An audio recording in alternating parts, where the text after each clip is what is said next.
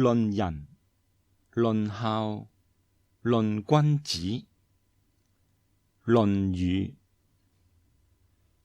論仁。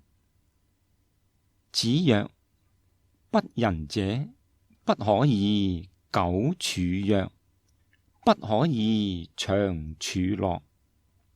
仁者安仁，智者利人。利人。第四。子曰：富與貴，是人之所欲也，不以其道得之，不處也。貧與賤，是人之所惡也，不以其道得之，不許也。君子許人，烏乎成名。君子無終食之間為人，措辭必於是，顛沛必於是。里仁。第四。顏淵問仁。子曰：克己復禮為仁。一日克己復禮，天下歸仁焉。為人由己，而由人乎哉？顏淵曰：請問其目。子曰：非禮勿視，非禮勿聽，非禮勿言，非禮勿動。顏淵曰：回雖不敏，請事斯語矣。顏淵。第十二。子曰：治事仁人，無求生以害人，有殺身以成仁。衛靈公。第15。論孝。孟懿子問孝。子曰：無為。樊遲御。子告之曰：孟孫問孝於我，我對曰：無為。樊遲曰：何為也？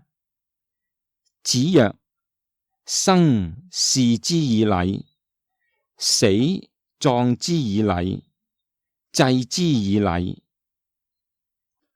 為政。第二。子游問孝。子曰：今之孝者，是謂能讓。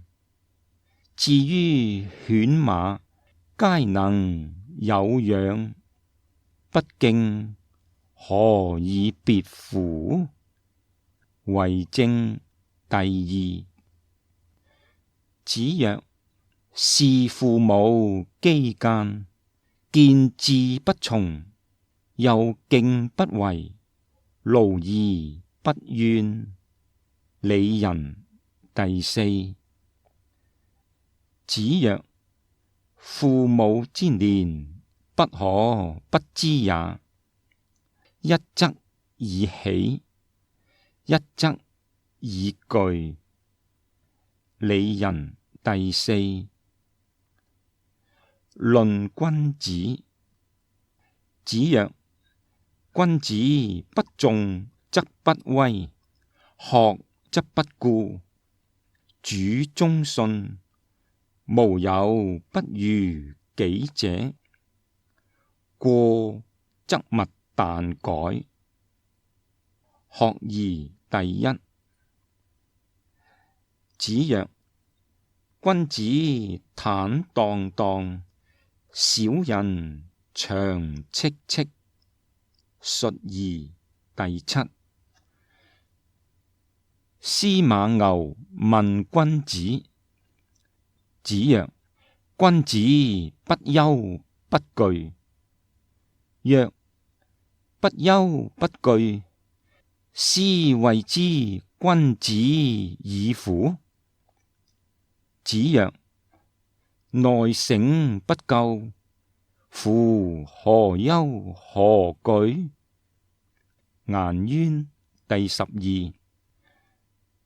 子曰：君子成人之美，不成人之惡。小人反是。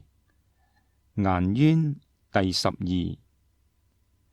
子曰：君子恥其言而過其行。勸問第14。子曰：君子義以為質，禮以行之，信以出之，信以成之。君子哉！衛靈公第15。子曰：君子並無能言，不并人之不己知也。衛靈公第15。子曰：君子求諸己，小人求諸人。衛靈公第15。論語全書共有20篇，各篇一般都以第一章的首二三字作為該篇的篇名，例如學而第一，為政第二，堯曰第20。論仁、論孝、論君子是集合論語各篇的一些與仁、孝、君子修為相關的內容而成。論語的體裁稱為語錄體。語錄體是以記錄名言警句為主的文體，特點是文字簡約精要，發人深省，常用於門人弟子記錄導師的言行。論語是孔子弟子及其再傳弟子對孔子言行的記錄，是反映孔子思想的主要典籍和依據。東漢班固《漢書·藝文志》對論語涵義的見解。論語一書主要記載孔子應答弟子及時人的對話，其中有當時的直接記錄，也有弟子相互傳聞而記下的間接話語。孔子逝世後，弟子便把記錄匯集編纂成書。論語的論是論傳的意思，語是語言的意思。論語書名的意思是論傳孔子的語言。根據楊伯峻《論語譯注》的說法，論語編訂者是真心的學生。